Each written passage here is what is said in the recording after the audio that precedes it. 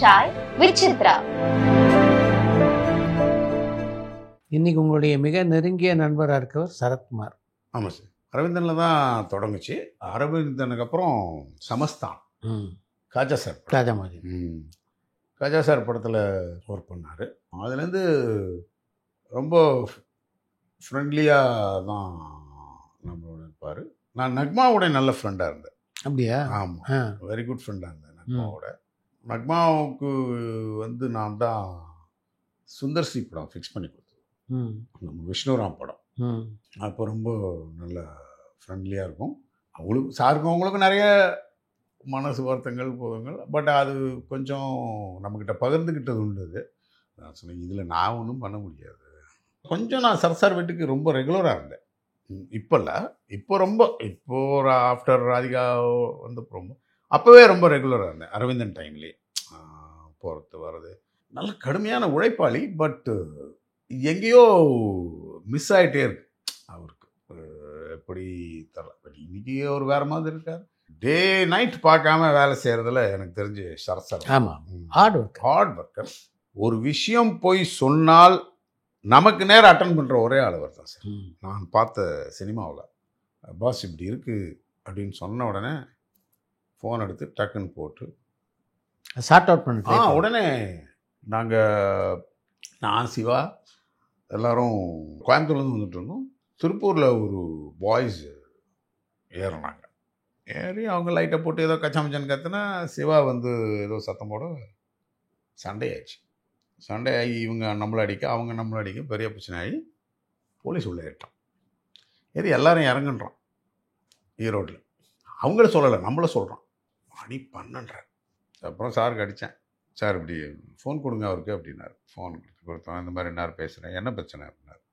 இப்படி பிரச்சனை இல்லை, அவங்களாம் நம்ம ஃப்ரெண்ட்ஸ், அவங்களாம் அப்படி பண்ண மாட்டாங்க அப்படின்னு சொன்னோடனே அவங்க போலீஸார் என்ன போட்டால் அவர் இன்ஸ்பெக்டரு அவங்களையும் வாங்கன்ட்டார் ஸ்டேஷன். அந்த பையனுக்கு நாளை காலையில் அமெரிக்கன் கான்சுலேட்டில் இன்டர்வியூ. மிஸ் ஆச்சுன்னா காலி. ஸோ உடனே இல்லை நாங்கள் காம்ப்ரமைஸாக போய்க்கிறோம் அப்படின்னு சொல்லிட்டு காம்ப்ரமைஸாக போய் இறங்கி வந்தோம். அது உடனே அதை அட்டன் பண்ணுறது தான் அவருடைய பழக்கமே. எங்கே இருக்கீங்கன்னு உடனே கிளம்பி வந்துடுவார். கிளம்பி வந்துட்டு once I was admitted Apollo, நேராக அப்போலோ வந்துட்டார். வந்த உடனே நம்மளுடைய இது பார்த்திங்கன்னா கிரேட் வேறு மாதிரி ஆகிடுது. நம்மளை கவனிக்கிறதாகட்டும் எதாகட்டும், டாக்டர்ஸ் நடுவில் எல்லாமே வந்து வேறு மாதிரி. அது நேராக வருவார். வந்து அங்கேருந்து உடனே பிரித்தாரிட்டிக்கிட்ட பேசுவார், அங்கே பேசுவார், இது நம்ம ஃப்ரெண்டுன்னுவார். அதெல்லாம் வந்து நோ டவுட். அந்த பல இடத்துல அதுக்குள்ள லிங்க் வச்சுருப்பார் கரெக்டாக. இங்கே போட்டால் அங்கே நடக்கும்னு அவருக்கு தெரியும். பல ஃபைனான்ஸிலோட நீங்கள் பணியாற்றி. ஆமாம் சார். இந்த ஃபைனான்ஸ் அப்படின்றத பற்றி நம்ம ரசிகர்கள் பல பேருக்கு தெரியாது. எப்படி இயங்குது இந்த ஃபைனான்ஸ் சினிமாவில்? சார், சினிமா ஃபைனான்ஸ் வந்து ஒரு 3-4 செக்டராக இருக்குது. ஒன்று வந்து மெயின் விஷயம் நெகட்டிவ். இந்த சினிமா ஒன்றில் தான் இவ்வளவு பெரிய காசு கொடுத்தாலும் உங்களுக்கு எந்த செக்யூரிட்டியும் கிடையாது. It is only on papers. What ever the crores. இதுக்கு ஒருத்தர் வீட்டை கொண்டு வந்து கொடுக்குறதோ அது கொடுக்குறதோ கிடையாது. ஃபஸ்ட்டு பேஸ் வந்து negative is on the basis of lab letter. Without your knowledge, the picture will not be released. இது ஒன்று. ஸோ இந்த நெகட்டிவ் போட்டுட்டாலே நம்ம வந்து வேற எங்கேயும் வாங்கக்கூடாதுங்கிறது தான் விதி. ஆனால் இப்போ நம்ம என்ன பண்ணுறோம்னா, என்எஸ்சி ஒருத்தருக்கு அடமானம் வைக்கிறோம், சிட்டி ஒருத்தருக்கு வைக்கிறோம், டிஜிட்டல் சேட்டலைட்டில் ஒருத்தருக்கு காசு வைக்கிறோம். இந்த டிஜிட்டல் சேட்டலைட்டில் காசு வாங்கிக்கிறத மெயின் ஃபைனான்சியரே அலோவ் பண்ணுறாரு. ஏன்னா அவ்வளோ ஃபீட் பண்ண முடியாதுன்ற காலகட்டம் இன்றைக்கி வந்தாச்சு. ஆமாம். ஆனால் நம்ம வந்து என்னன்றா எல்லா டெரிட்டரிக்கும் செப்பரேட் அக்ரிமெண்ட் கொடுத்தோம். அதில் ஃபண்டிங் வந்துடும். இதனால தான் வந்து இன்றைக்கி ஒரு சில ப்ரொடியூசர்ஸ் தவிர இன்றைக்கி எல்லாமே கொஞ்சம் செட்டில்மெண்ட் ரிலீஸ் ஆகிடுச்சு. ஒன்று வட்டியை குறைக்கணும், இல்லை வட்டியை விட்டு கொடுக்கணும். இது 2 விஷயந்தான். அது ஒரு சில ஃபைனான்சியர்ஸ் கிட்ட நடக்கிறது கிடையாது. அவங்கள்ட்ட அது பண்ணவும் முடியறது கிடையாது. ஏன்னா அவங்க எல்லா பக்கத்துலேயும் நம்மளை வந்து இது பண்ணுவாங்க. இப்போ ஜஸ்வந்த் சார்லாம் இருக்காருன்னா, I mean they will get the interest only at the time of release, not before that. இன்றைக்கி ஃபண்டு கொடுத்தாங்கன்னா படம் 1 வருஷம் கூட ஆகும். 1 வருஷம் கழித்து கடைசியாக தான் கனெக்ட் பண்ணிக்கிறாங்க அவங்க. அப்போ நீங்கள் வந்து அசலும் வட்டியும் சேர்த்து கொடுக்கணும். ஆமாம். ஆனால் சில பேருக்கு நீங்கள் இன்பிட்வீனில் வட்டி கொடுக்கறதுனால அது ஒரு அசலாகுது இல்லை. ஆமாம். நான் பழகின வரைக்கும் சில ஃபைனான்சியர்ஸ் அந்த வட்டியை இன்பிட்வீன் வாங்கிறது கிடையாது. இன்னைக்கு பல பேர் ஃபைனான்சியர்ஸ் வந்துட்டாங்க. ஃபைனான்சியருங்கிற பேரில் அவங்க கேட்குற இன்ட்ரெஸ்டுடைய லெவலே இல்லை. நீங்கள் அர்ஜென்ட்டுக்கு போனீங்கன்னா அந்த வேறு மாதிரி இருக்குது. மெயின் ஃபைனான்சியர் 36%னா இவங்க எங்கேயோ இருக்கிறாங்க. அதை அவங்க மாதம் வாங்கக்கூடிய கெப்பாசிட்டி இருக்குது அவங்களுக்கு. அதுக்குள்ளே வேலையை அவங்க செய்கிறாங்க. ஸோ இவங்க என்னென்னா எல்லாத்தையும் முன்னாடி வாங்கிடுறாங்க. ஸோ எண்டில் வரப்போ மெயின் ஃபைனான்சியர் தான் இதில் மாட்டிக்கிறார், அஃபெக்டட் பர்சன். பெரிய படம் எடுத்து 100 கோடி ரூபா கொடுக்குறப்போ எண்டில் வரப்போ இவ்வளவு ஷார்ட்டுன்னா அவர் என்ன பண்ணுவார்? அந்த 100 கோடி எப்படி வாங்குறதுன்றதான் இதில் இருக்க பிரச்சனை. அப்புறம் இன்னைக்கு ஃபண்டிங்ன்றது ரொம்ப குறைஞ்சிருச்சு. ஏன்னா படம் எடுக்கிற 10 பேர் ஃபைனான்ஸ் வாங்கக்கூடிய படம் எடுக்கல. இல்லை. இப்போ விஜய் இந்த படத்துக்கு எங்கேயும் நெகட்டிவ் இருக்க மாதிரி தெரியல. அஜித், தனுஷ் சார் வேறு பேக்கிங்.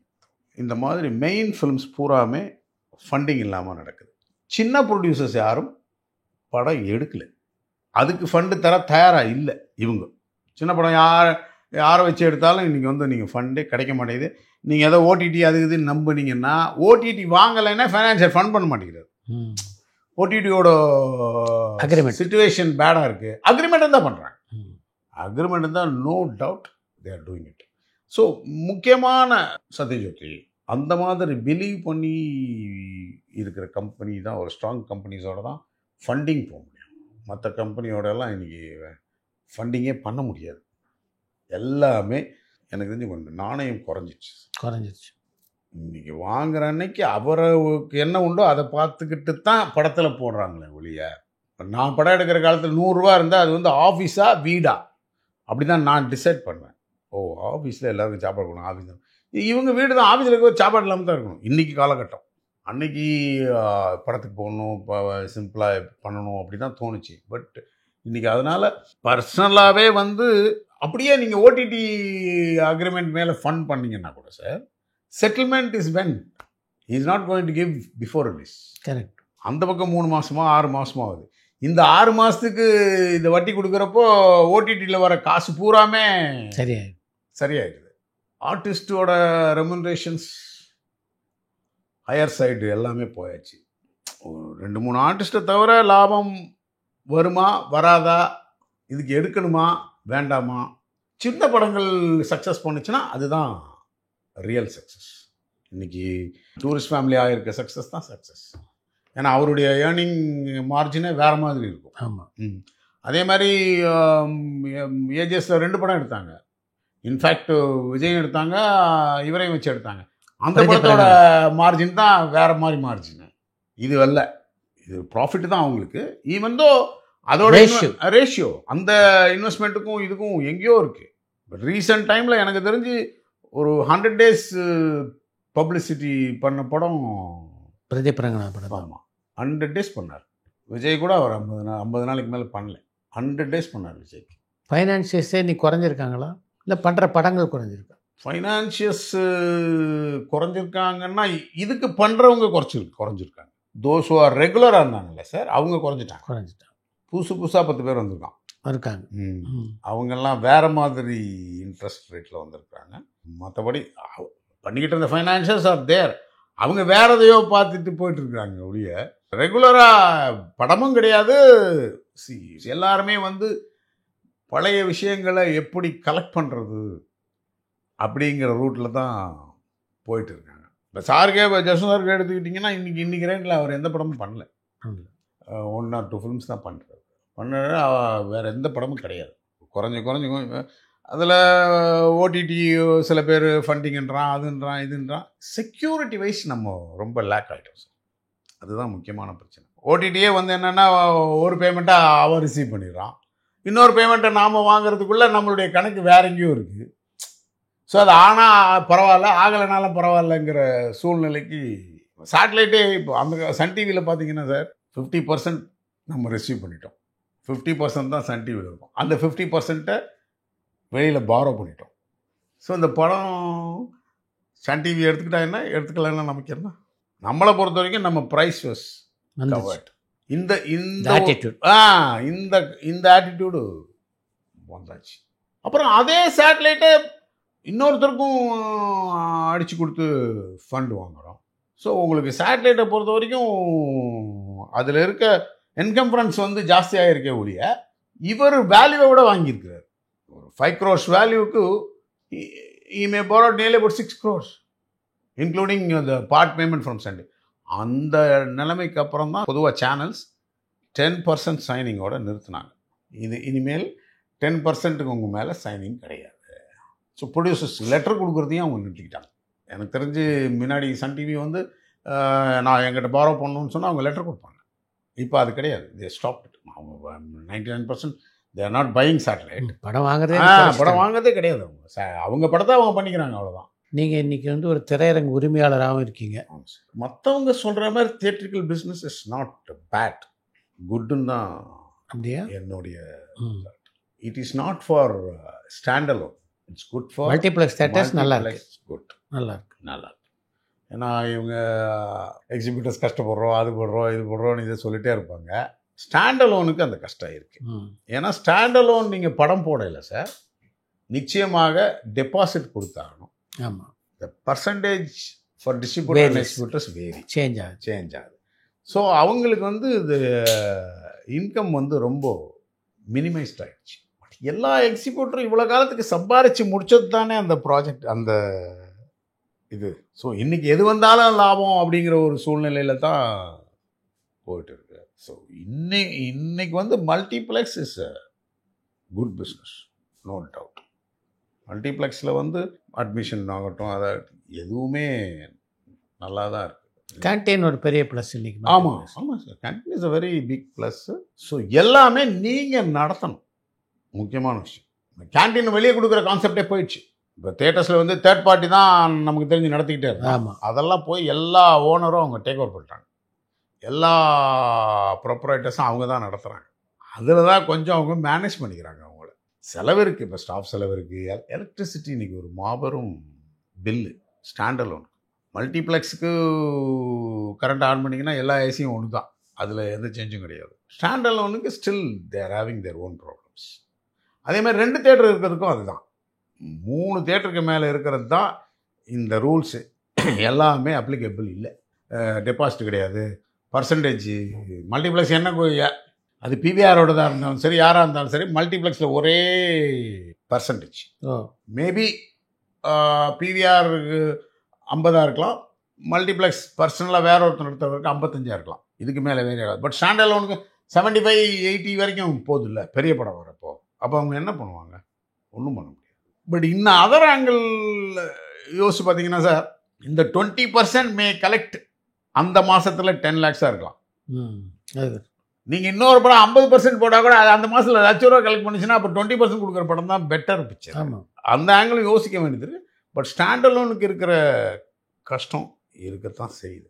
பட் இன்றைக்கி 90% ஸ்டாண்ட் அலோன் எல்லாமே மாடிஃபை பண்ணிகிட்டே தான் வராங்க. எக்ஸ்க்ளூசிவான ஃபெசிலிட்டிஸ் கொடுக்கலன்னா ஆடியன்ஸ் ஒன்ட் வர மாட்டேன். ஈரோடுலலாம் இன்றைக்கி ஒரு தேட்டர் ரெனோவேட் பண்ணியிருக்காங்க சார், கிட்டத்தட்ட 5 crores பண்ணியிருக்காங்க.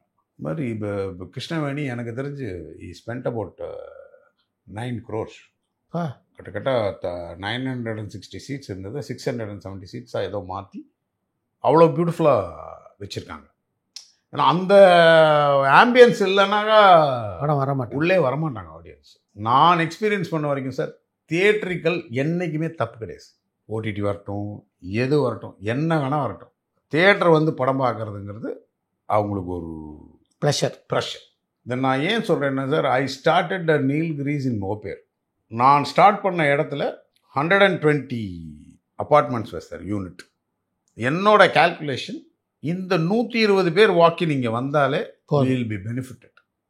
5 பேர் வரல. ஏன்னா அவங்களுக்கு ஒரு அவுட்டிங் தேவை. காய்கறியவே ஒரு 15 நிமிஷம் தள்ளி போய் வாங்கிட்டு வரலாம் தான் பார்க்குறாங்க. இது இறங்கி இங்கே வாங்குறதுல அவங்களுக்கு இங்கே வந்தால் அன்னைக்கு காலைல கிடைக்கிற வெங்காயம் வேணால் வாங்குவாங்க, வேறு எதையும் இங்கே வாங்குகிற ஐடியா அவங்களுக்கு கிடையவே கிடையாது.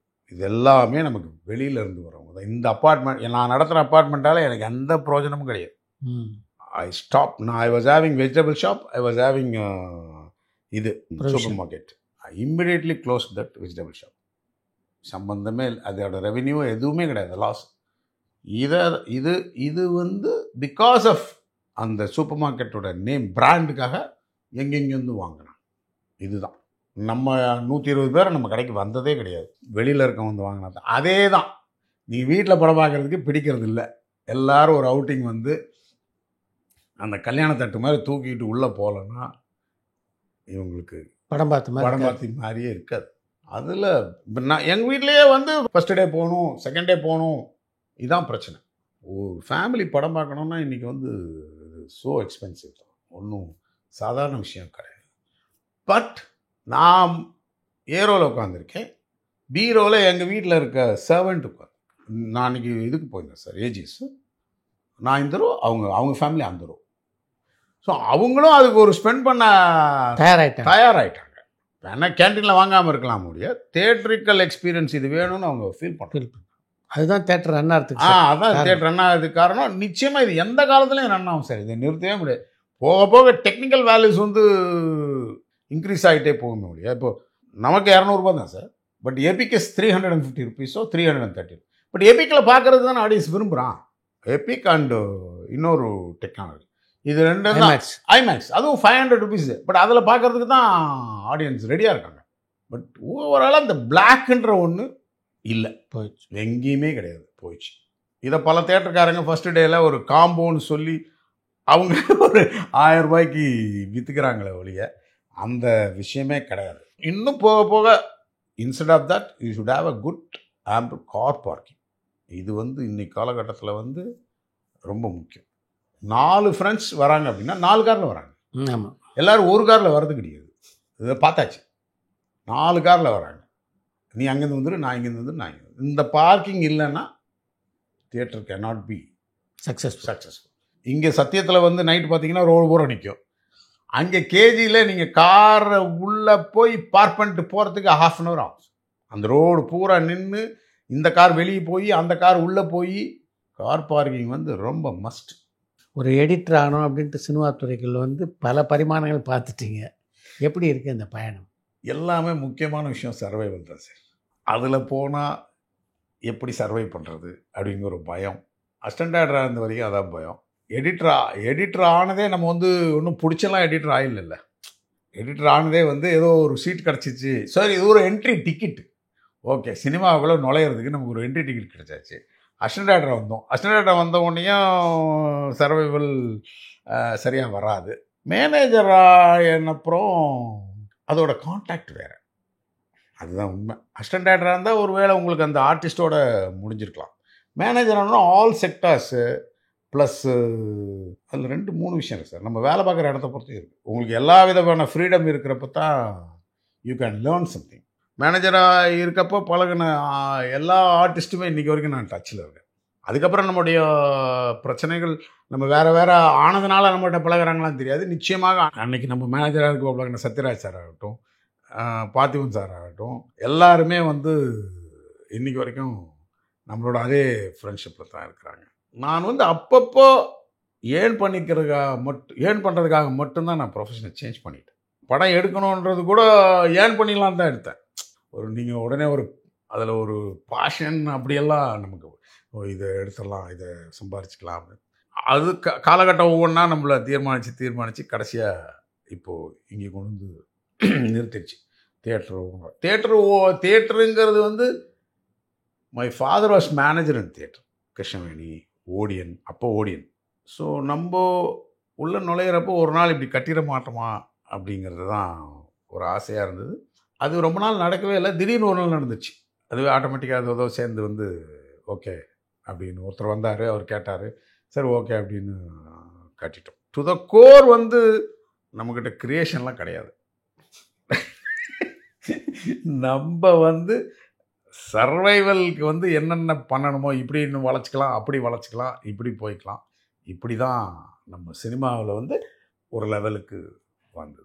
டைரக்டராக ஆசை ரொம்ப காலத்துக்கு முன்னாடியே போயிடுச்சு, தொலைச்சாச்சு. அது ஏன்னா அதில் வந்து கான்சன்ட்ரேட் பண்ண முடியல.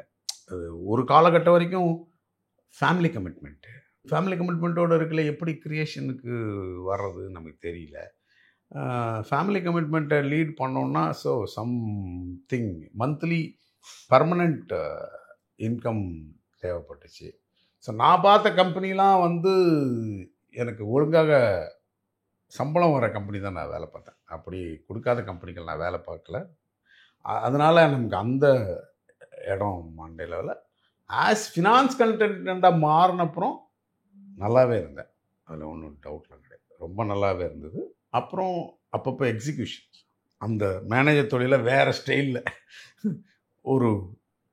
அப்படியே ஒரு ஃபாரின் ஷூட்டிங்காக ஒரு கான்ட்ராக்டாக பண்ணிக்கிறது, இப்படியெல்லாம் பண்ணதுலேயும் கொஞ்சம் நல்லா தான் இருந்தது. இன்றைக்கி மைண்ட் வைஸ் ஒரு சின்ன ரிலாக்ஸேஷன் மூட், ரெஸ்டிங் மூட் வந்தாச்சு.